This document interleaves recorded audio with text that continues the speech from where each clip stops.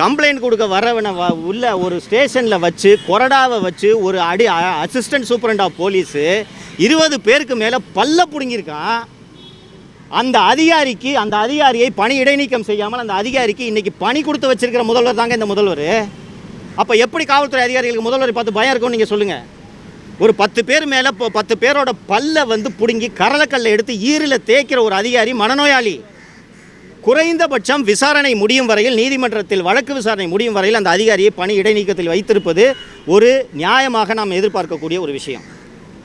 அந்த அதிகாரிக்கு டிஎஸ்பி கமாண்டண்ட்டாக போட்டு அவரை பட்டாலியனில் அவருக்கு பணி கொடுக்குறாருனா இவர் எப்படிப்பட்ட முதல்வர்? இப்போ எந்த அதிகாரிக்கு சார் பயம் இருக்கும்? 66 பேர் கள்ளச்சாராயம் குடிச்சு சாப்பிட்றான். அந்த டிஸ்ட்ரிக்ட் எஸ்பி சமய் சிங் மீனாவுக்கு 3 மாதம் கழித்து உடனடியாக வேலை கொடுத்தானா எந்த அதிகாரி சார் பயப்படுவான் சிஎம்முக்கு? சிஎம்மோட கான்வாயை 22 நிமிஷம் ரோட்டில் நிற்க வைக்கிறாங்க.